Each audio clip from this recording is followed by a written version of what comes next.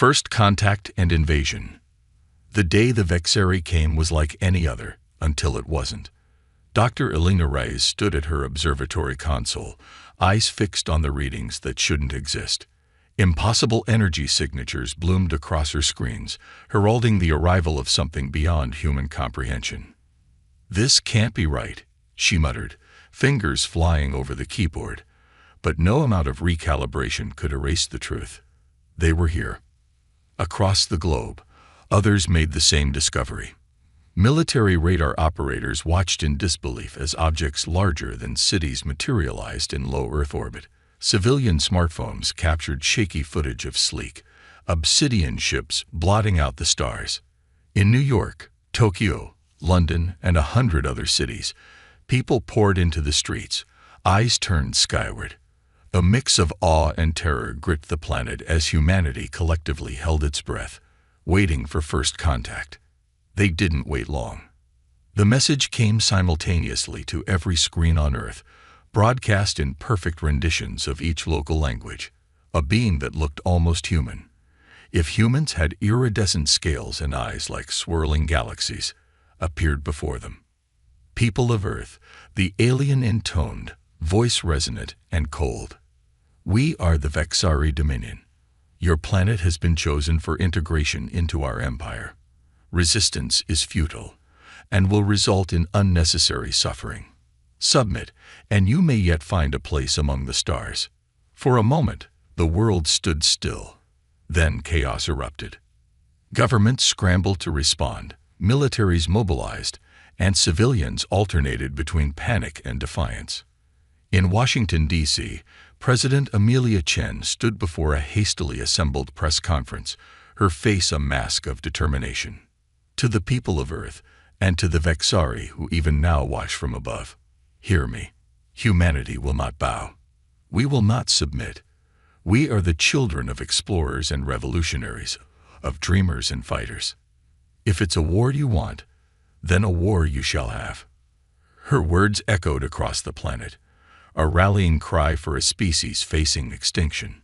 In orbital command stations and underground bunkers, military leaders drew up battle plans. They knew the odds were impossible, but humanity had beaten impossible odds before. The first strike came without warning. Vexari energy weapons lanced down from orbit, targeting military installations and seats of government. The sky burned violet as advanced shields flickered and failed under the onslaught. But humanity wasn't defenseless. Years of secret space militarization programs bore fruit as hidden missile platforms revealed themselves, unleashing swarms of nuclear-tipped projectiles at the Vexari fleet. Most were swatted from the sky like irritating insects, but a few found their mark. Atomic fire blossomed against Vexari hulls, and for the first time, the invaders knew pain. On the ground, the war was already raging. Vexari dropships deployed legions of biomechanical soldiers into major cities. They expected an easy conquest against primitive opponents. What they got was hell. In the ruins of Seoul, old women threw Molotov cocktails from shattered high-rises as Korean special forces ambushed alien patrols in sewers and subway tunnels. The streets of Rio de Janeiro became a kill zone as local gangs put aside their differences to wage guerrilla warfare against the invaders. Humanity's greatest strength had always been its diversity, its ability to adapt. Now that strength was turned to the art of war on a scale never before seen. Dr. Elena Reyes found herself far from her observatory, crouched in a makeshift bunker beneath the New Mexico desert. Her expertise in xenobiology made her a valuable asset in understanding the enemy. She pored over grainy footage of Vexari physiology, searching for weaknesses. "They're not invincible," she announced to the haggard group of scientists and soldiers around her. "Their exoskeletons have weak points, and their vision. It's optimized for different wavelengths than ours. We can use that." Small advantages, but humanity would take every edge it could get. As the first week of the war came to a close, the situation looked grim. Major cities lay in ruins, billions were dead or displaced, and the Vexari still held orbital superiority. But the invaders were learning a harsh lesson. Conquering humanity would not be the simple task they had imagined. In the smoldering wreckage of what was once Shanghai, a Chinese quantum physicist named Dr. Liu Wei made a breakthrough. Studying debris from a downed Vexari ship, he uncovered principles that could revolutionize human energy weapons. The plans were disseminated globally through hidden networks, a spark of hope in the darkness. Humanity's defenders fought with desperate courage. Fighter pilots flew suicide missions against Vexari capital ships. Hackers launched relentless cyberattacks, probing for weaknesses in alien networks. Every Vexari soldier that fell was stripped of technology, each scrap of knowledge a precious resource. But for every small victory, there were devastating losses. The Vexari brought the full might of their advanced civilization to bear. Entire continents were scared by exotic weapons. Millions more perished as battles raged across every corner of the globe. As the war entered its second month, President Chen received a grim report in the heart of a mountain's bunker. "Madam President," General Santos said, his voice heavy, "at the current rate, we have perhaps 3 months before total defeat. We need a game changer." Chen's eyes hardened as she surveyed the holographic map of Earth, red zones of Vexari control spreading like a cancer. "Then we'll make one, General. Humanity stood on the brink before. We always find a way." Even as she spoke, that way was taking shape in hidden labs and secret facilities across the planet. Researchers worked feverishly, combining stolen Vexari tech with the best of human innovation. New weapons were forged, strategies devised, and a plan, audacious and desperate, began to form. The Vexari believed victory was assured. They had conquered 1,000 worlds, subjugated entire civilizations. Humanity was just another primitives to be broken and remade in the image of the Dominion. They were wrong. As Elena Reyes stared at the test results before her, a fierce grin spread across her face. "We've done it," she whispered. Then louder, to the entire lab, "We've cracked their bio-interface. This is how we fight back." The revelation spread like wildfire through the resistance. For the first time since the invasion began, humanity dared to hope, not just for survival, but for victory. The Vexari had come to Earth expecting an easy conquest. Instead, they had awakened a sleeping giant, and now that giant was ready to show the stars what humans were truly capable of.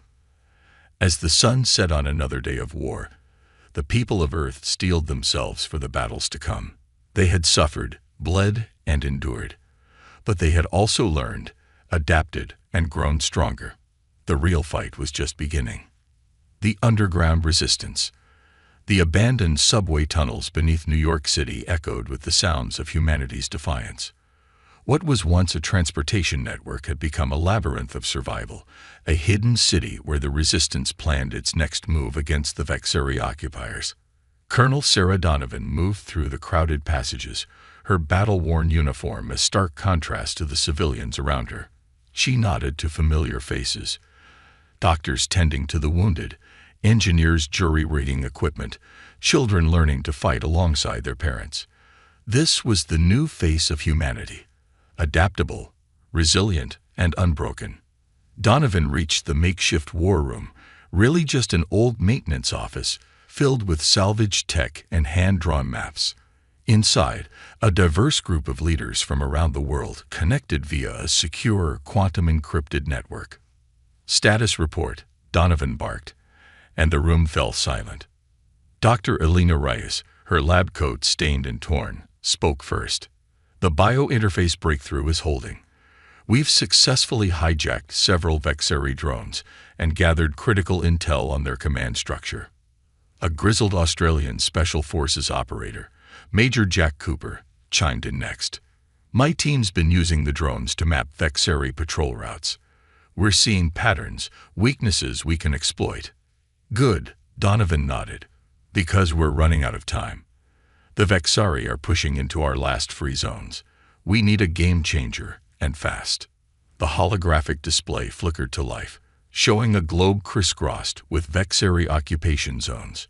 Red dominated the map, but pockets of blue, human-controlled areas, still stubbornly held out. "I might have something." A new voice cut in. The speaker was Zora Imam, a brilliant Pakistani computer scientist. "We've been analyzing Vexeri communications. They're afraid." A murmur ran through the assembled leaders. The idea that the seemingly invincible aliens could feel fear was both surprising and heartening. Zora continued, her eyes gleaming with excitement. "Their reports talk about unexpected resistance and unacceptable casualties. More importantly, we've detected transmissions to their home fleet. They're calling for reinforcements." Colonel Donovan leaned forward, her mind racing with the implications. "So they're not as all-powerful as they want us to believe. How long until these reinforcements arrive?" "Best estimate, 3 months," Zara replied. The room erupted in urgent discussion. 3 months to turn the tide of a war that had already cost billions of lives. It seemed impossible, but impossibility had become humanity's specialty. "All right, people," Donovan's voice cut through the chatter. "We've got our window. Now we need a plan to make the Vexeri regret ever setting foot on our planet." As the resistance leaders debated strategy, similar scenes played out in hidden bunkers and secret bases across the globe. Humanity had been pushed to the brink, but adversity had forged them into something stronger, more united than ever before. In the ruins of Moscow, Russian physicists worked alongside American engineers, perfecting weapons that could pierce Vexeri shields. Deep in the Amazon rainforest, indigenous trackers taught elite soldiers how to move unseen, even under the gaze of alien sensors. The Resistance's greatest weapon, however, was information. As more Vexeri technology fell into human hands, a clearer picture of the enemy emerged. Dr. Elena Rice led a team of xenobiologists in dissecting captured Vexeri soldiers, uncovering critical weaknesses in their physiology. "Their cellular structure is unlike anything we've seen," Elena explained to a rapt audience of resistance fighters. "But it's vulnerable to specific radiation frequencies. We can weaponize this." The revelation sparked a flurry of activity. Engineers began modifying human weapons to exploit this weakness, while others worked on protective gear to shield friendly forces. But it wasn't just about military might. The Resistance knew that to win this war, they needed the support of every human left on Earth. A network of underground radio stations and hidden internet nodes spread messages of hope and defiance. Artists created stirring propaganda that reminded people of humanity's greatest achievements. The pyramids, the Great Wall, landing on the moon. Visual reminders that humans had always done the impossible. In hidden schools, children learned not just reading and math, but survival skills and the history of human resistance against tyranny. They were the future, and the Resistance was determined that it would be a free one. As weeks passed, small victories began to accumulate. Vexeri patrols vanished without a trace. Supply lines were disrupted. Occupied cities erupted in carefully coordinated riots that tied up alien forces. The Vexeri responded with brutal efficiency, leveling entire city blocks to root out resistance cells. But for every haven they destroyed, 2 more sprang up. Humanity had become a hydra, impossible to stamp out completely. In her New York command center, Colonel Donovan received reports from around the world. A smile tugged at her lips as she read about a successful raid on a Vexeri research facility in Cape Town and the destruction of a major alien communications hub in the Andes. "We're bloodying their nose," Major Cooper grinned, reading over her shoulder. "But we need more than that to win this war." Donovan nodded grimly. "Agreed. It's time to take the fight to them. Zara, what's the status on Operation Trojan Horse?" The Pakistani scientist hologram flickered to life. "We're ready. The virus is prepped and the delivery system is in place. We just need the go-ahead." Donovan took a deep breath. What they were about to attempt was audacious, possibly suicidal. But if it worked, it could turn the tide of the entire war. "Do it," she ordered. Thousands of miles away, in a hidden facility beneath the Gobi Desert, Zora's fingers flew over a keyboard. The fruits of months of hacking, code breaking, and reverse engineering were about to be put to the test. With a final keystroke, she unleashed a digital plague upon the Vexeri network, a virus built on the principles of the aliens' own technology, but infused with the creativity and adaptability of human programming.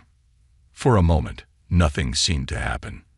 Then, across the globe, Vexeri systems began to falter. Shields flickered and died. Weapons misfired. Communication networks dissolved into chaos. In New York, Donovan watched the holographic display with bated breath. Huge swathes of red Vexeri-controlled territory began to blink erratically. "This is our chance," she breathed, then keyed her global comm. "All resistance cells, initiate Operation Thunderstrike." "I repeat, Thunderstrike is a go.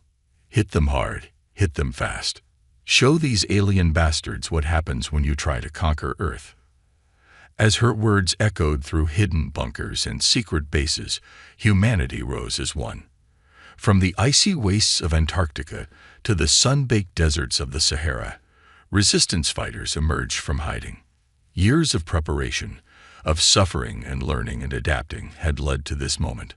Armed with weaponry that melded human ingenuity with reverse-engineered alien tech, they struck at Vexeri's strongholds worldwide. The occupiers, reeling from the cyber attack and caught off guard by the ferocity of the human assault, faltered. For the first time since the invasion began, they were on the defensive. As the battles raged, Colonel Donovan allowed herself a moment of hope. They had a long way to go, and victory was far from assured. But humanity had shown its teeth, and the Vexeri were bleeding. The real war, she knew, was just beginning. But looking at the determination on the faces around her, Donovan felt a surge of pride. Whatever happened next, humanity would face it together. And God help any alien force that stood in their way. Operation Thunderstrike. The world erupted in a symphony of chaos and hope. Operation Thunderstrike, humanity's boldest move yet against the Vexeri occupiers, had begun. In the skies above what was once Dubai, Wing Commander Aisha Kazmi banked her hybrid fighter jet hard to port, narrowly avoiding a stream of Vexeri energy fire. The aircraft, a marvel of human engineering and reverse-engineered alien tech, responded to her thoughts as much as her physical inputs.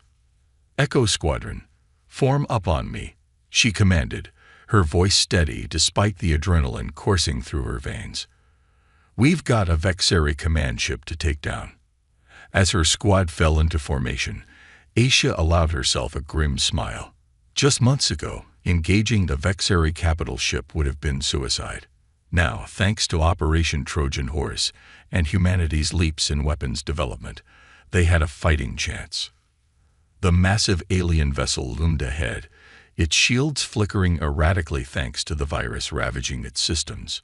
Aisha's targeting computer locked on to a weak point identified by resistance intel. "All units, fire on my mark," she ordered. A chorus of affirmatives rang out. 3, 2, 1, mark. A barrage of missiles streaked towards the Vexeri ship, each warhead packed with a payload specifically designed to exploit alien vulnerabilities. The explosions that followed were spectacular, ripping through the enemy vessel's hull.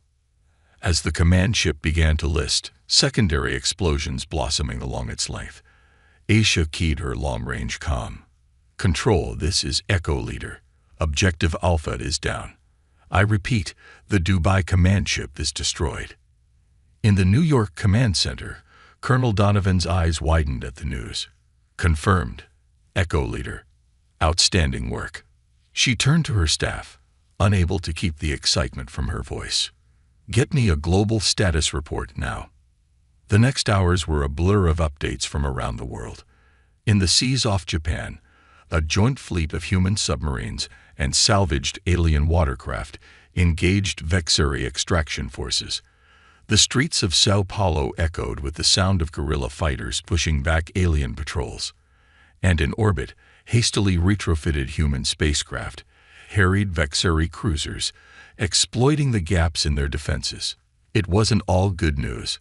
Resistance forces in Eastern Europe had been pushed back, and an attempt to liberate a Vexeri processing center in Australia had ended in heavy casualties. But for the first time since the invasion, humanity was dictating the tempo of the war. As the first day of Operation Thunderstrike drew to a close, Dr. Elena Reyes burst into the command center, her eyes wild with excitement. "Colonel," she gasped, out of breath. "You need to see this. Now." Donovan followed Elena to a makeshift lab where a Vexeri corpse lay on an examination table. The alien's iridescent scales were dull in death, its multiple limbs limp. "What am I looking at, Doctor?" Donovan asked, her nose wrinkling at the acrid smell. Elena pointed to a holographic display of the alien's cellular structure. "We've been so focused on finding ways to kill them that we missed something crucial. Look at the genetic markers here and here." Donovan squinted at the display. "I'm not a biologist, Elena. What am I supposed to be seeing?" "Similarities," Elena breathed. "To us, Colonel, the Vexari. They're not naturally evolved. They're engineered. And part of that engineering, it's human." The implications hit Donovan like a physical blow. "Are you saying?" Elena nodded grimly. "The Vexari aren't just invaders. They're our descendants, a twisted, genetically modified version, but descendants nonetheless. Someone, sometime in the future, took human DNA and created them." The revelation spread through the resistance like wildfire, provoking a mix of disbelief, horror, and in some quarters, a perverse sense of pride. Humanity's future selves were terrifying in their power, but that power had come from human potential. As the shock wore off, a new determination set in. If humans were capable of becoming the Vexari, then they were capable of defeating them. The war raged on. Vexari reinforcements arrived, but found themselves facing the humanity that had learned, adapted, and grown far beyond what the aliens had expected to find. In the mountains of Tibet, Master Sergeant John Chen led a squad armed with prototype sonic disruptors. The weapons, tuned to frequencies that played havoc with Vexari neural networks, allowed them to neutralize a force 5 times their size without firing a shot. Off the coast of Madagascar, marine biologist turned resistance fighter Dr. Anita Patel used her knowledge of Earth's oceans to help human forces outmaneuver Vexari submersibles. The aliens' mastery of space meant little in the crushing depths and complex currents of Earth's seas. And in orbit, the tide of battle began to turn. Human ingenuity, combined with salvaged alien tech, gave birth to a new generation of space fighters. These nimble craft, piloted by the best Earth had to offer, ran rings around the larger, less adaptable Vexari ships. Wing Commander Kazmi found herself leading one such squadron. As her fighters darted between capital ships, exploiting weaknesses and sowing chaos, she felt a fierce pride in human accomplishment. "Control, this is Starhammer Actual," she reported after a particularly successful sortie. "Another Vexari carrier down. Our boys and girls are getting good at this space combat thing." Back on Earth, Colonel Donovan allowed herself a rare moment of optimism as she surveyed the latest battle reports. Human-controlled territory was expanding, slowly but surely pushing back the Vexari occupation. But the aliens were far from defeated. As humanity's resistance grew stronger, the Vexari response became more brutal. Entire cities were vaporized from orbit. Weapons of terrifying power, held in reserve until now, were unleashed upon population centers. The war had entered a new phase, bloodier and more desperate than ever before. Both sides knew that the fate of Earth, and possibly the future of the human species itself, hung in the balance. In her lab, Dr. Elena Reyes worked tirelessly to unlock more secrets from Vexari biology. The revelation of their human origins had opened new avenues of research, tantalizing possibilities that could tip the scales decisively. "We're close to something big," she told Donovan during one of their daily briefings. "If my theories are correct, we might be able to do more than just fight the Vexari. We might be able to cure them." Donovan raised an eyebrow. "Cure them? Of what?" Elena's eyes shone with the fire of scientific discovery, of being Vexari, to remind them of their humanity. It was an astounding concept, one that could redefine the entire conflict. But it was also fraught with ethical and practical concerns. Could they really cure an entire species? And more importantly, should they? As debates raged among resistance leadership, the war ground on. Humanity had proven its mettle, shown that it would not go quietly into the night. But the Vexari were still a formidable enemy, with resources and technology that dwarfed Earth's. The next phase of the conflict would determine not just the fate of the planet, but the very nature of what it meant to be human. As both sides girded themselves for the battles to come, one thing was clear: Earth would never be the same again. In hidden bunkers and orbital platforms, in ruined cities and pristine laboratories, humanity prepared for the final push. They had come so far, endured so much. Now, it was time to bring the fight to the Vexari, and to face the consequences of their own potential. The stars themselves seemed to hold their breath, waiting to see what would emerge from this crucible of conflict. Humanity's greatest test was yet to come. The turning point. The war room buzzed with an energy that bordered on electric. Colonel Sarah Donovan stood at the center, surrounded by holographic displays showing the latest battle data from around the globe and in orbit. But it wasn't the familiar ebb and flow of conflict that had everyone on edge. It was the news Dr. Elena Reyes was about to deliver. "All right, Doctor," Donovan said, her voice cutting through the murmur of conversation. "You've got everyone's attention. What's this breakthrough you've been hinting at?" Elena took a deep breath, her eyes bright with a mix of excitement and trepidation. "We've done it. We've cracked the Vexari genetic code. Completely." A hush fell over the room. Elena continued, her words coming faster now. "It's more than just understanding their biology. We've figured out how they were made, why they were made, and most importantly, how to unmake them." Zara Imam, the computer scientist who had been instrumental in developing the Trojan horse virus, leaned forward. "Unmake them? What exactly do you mean?" "A targeted viral agent," Elena explained. "One that could revert the Vexari back to, well, to us. To human." The implications hung heavy in the air. Major Cooper was the first to voice what everyone was thinking. "You're talking about genetically rewriting an entire species. The ethical implications alone are staggering." Donovan finished for him. "But so are the implications of letting this war continue. How sure are you that this would work, Doctor?" Elena's face was grim. "In controlled lab conditions, it's foolproof. But deploying it on a global scale against a technologically superior enemy, there are a lot of variables." The room erupted in debate.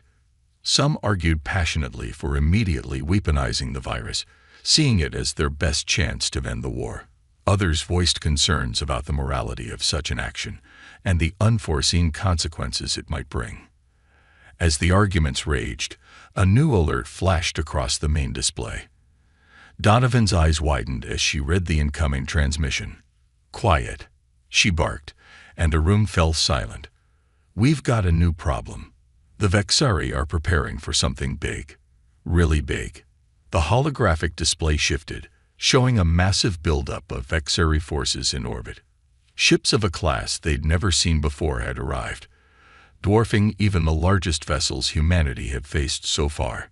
"Intel suggests they're preparing for a final push," Donovan continued, her voice tight. "They mean to end this, one way or another." The mood in the room shifted instantly. Whatever ethical debates they'd been having, the harsh reality of their situation came crashing back. "How long do we have?" Major Cooper asked, already mentally preparing battle plans. "Best estimate, 72 hours, Donovan replied. She turned to Elena. "Doctor, I hate to put you on the spot, but we need options. Can your virus be weaponized in that time frame?" Elena hesitated for just a moment before nodding. "Yes, it won't be pretty, and I can't guarantee wide dispersal, but we can have something ready." "Do it," Donovan ordered, And someone get me Wing Commander Casmi. If we're facing an orbital assault, I want our best pilots ready." As the room burst into frenzied activity, Donovan felt the weight of command settle heavily on her shoulders. The decisions made in the next few days would determine the fate of humanity. There would be no second chances. In orbit, Wing Commander Aisha Kazmi floated in zero gravity, her eyes fixed on the looming shapes of the Vexari Armada. Even from this distance, the sheer scale of the alien fleet was overwhelming. "All wings, report in," she commanded, her voice steady despite the knot of fear in her stomach. One by one, her squadron leaders checked in. Each voice was tense but determined. These were Earth's finest pilots, flying the most advanced machines humanity had ever produced. But would it be enough? A flash of movement caught Aisha's eye. A small Vexari scout ship, venturing closer than the others. Without conscious thought, her hand moved to the control stick. "Echo 3, Echo 7, on me. Let's remind these bastards why they should keep their distance." 3 fighters peeled away from the human formation, engines flaring as they accelerated towards the intruder.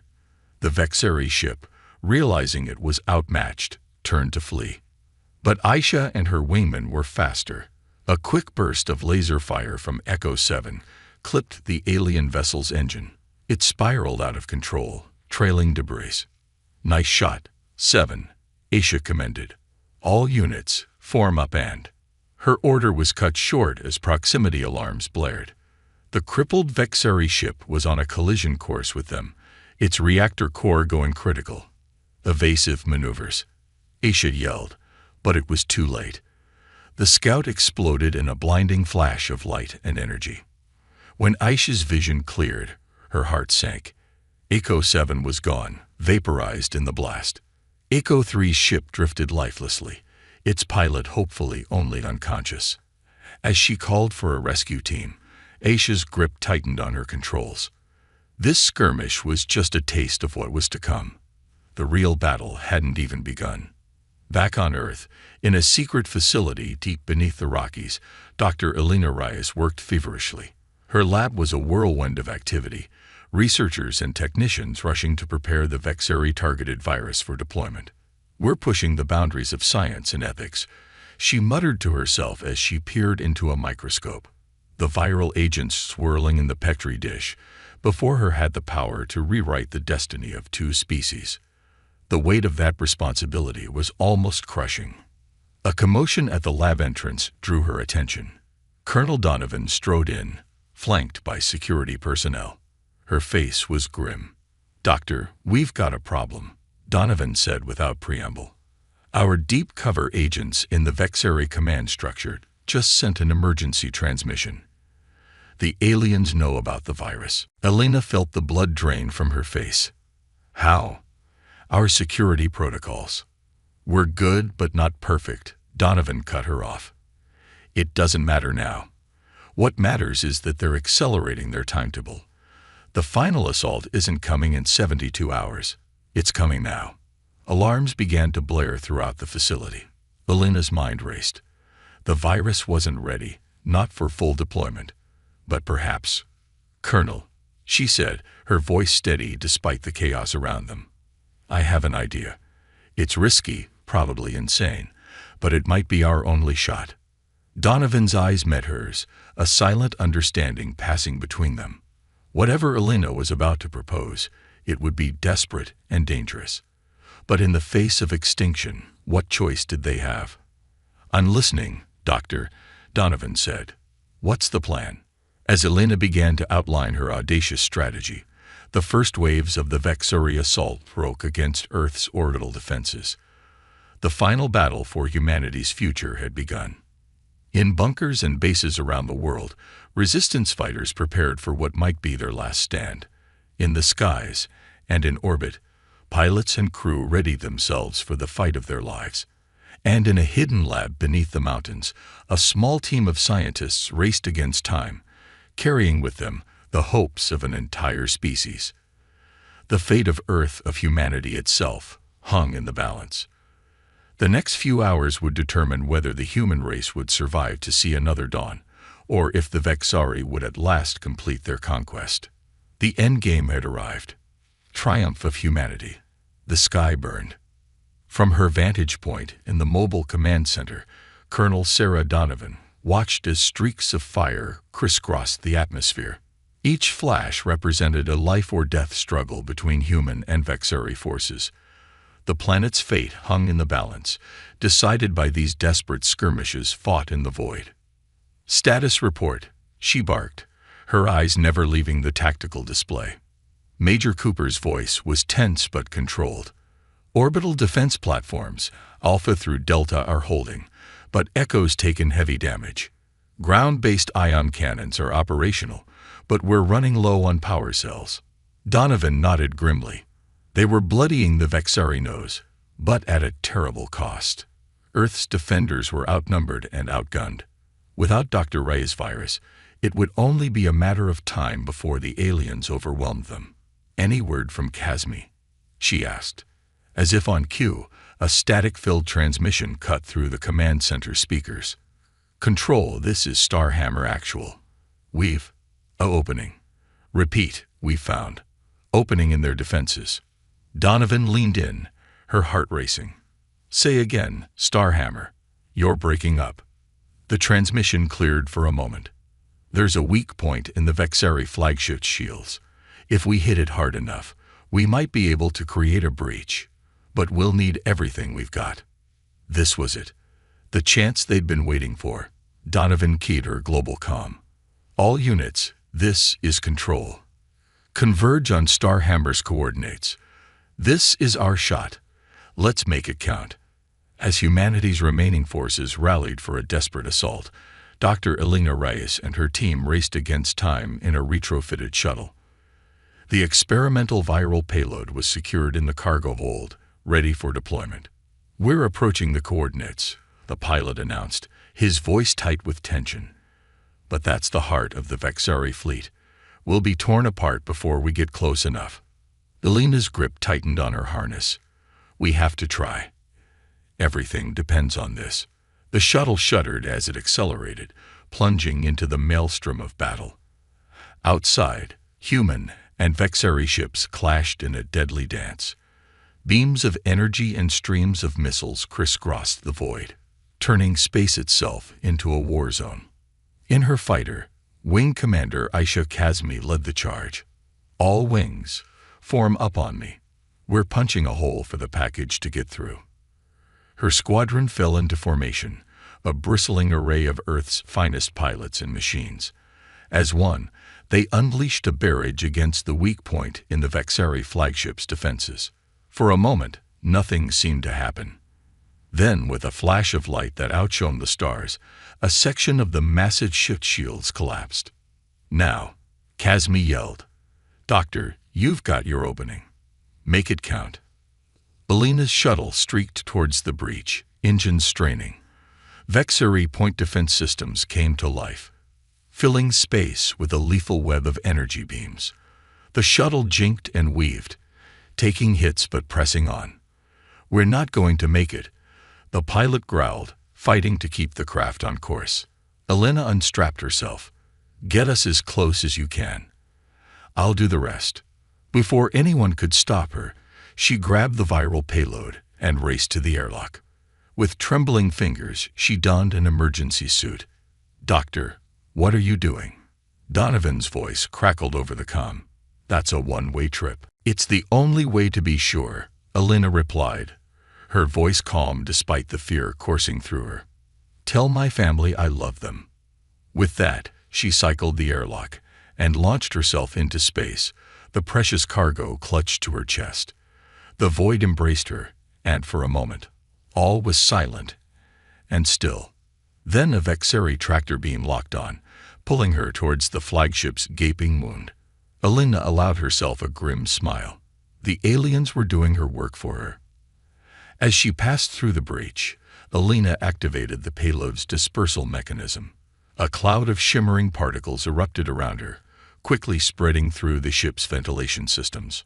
On the bridge of the Vexari flagship, alarms blared. The ship's commander, a towering figure of iridescent scales and cold, alien eyes, roared orders to contain the breach. But it was already too late. The virus worked with terrifying speed. Vexery crew members began to convulse, their bodies twisting and changing. Scales fell away, revealing pink human skin beneath. Extra limbs withered and disappeared. Chaos engulfed the Vexery fleet as ship after ship reported similar transformations. Centuries of genetic engineering were undone in a matter of minutes, leaving confused, terrified humans where once there had been implacable alien conquerors.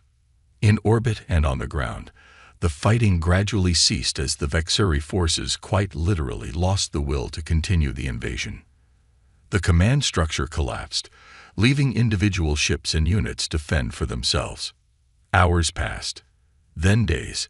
The enormity of what had happened began to sink in. 1 week after the release of the virus, Colonel Donovan stood before a hastily assembled council of Earth's remaining leaders. The mood was a mix of exhaustion, disbelief, and cautious hope. "The war is over," Donovan announced, her voice carrying the weight of all they had endured. "The Vexery threat has been neutralized, but we face a new challenge now." She gestured to a group of former Vexery, now fully human, who stood nervously at the edge of the room. "These people, and millions like them, need our help. They were our enemies, yes, but they're also victims. And in a very real sense, they're us." The room erupted in debate. Some called for punishment, others for integration. The road ahead would not be easy. But as Donovan looked out over the assembly, she felt a glimmer of hope. Humanity had faced its greatest trial and emerged victorious. They had proven their strength, their adaptability, and most importantly, their capacity for compassion. The stars had once held terror for Earth. Now, they beckoned with possibility. Whatever challenges lay ahead, Donovan knew that humanity would face them together, stronger and wiser for all they had endured. As the council debated the shape of Earth's future, Donovan's thoughts turned to Elena Reyes. The doctor's sacrifice had saved them all, and her legacy would live on in the very DNA of the people she had saved, both human and former Vexery alike. The war was over. The healing could begin, and somewhere out there in the vast expanse of space, new adventures awaited a humanity that had finally come into its own.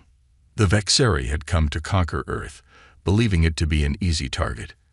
Instead, they had awakened a sleeping giant and filled it with a terrible resolve.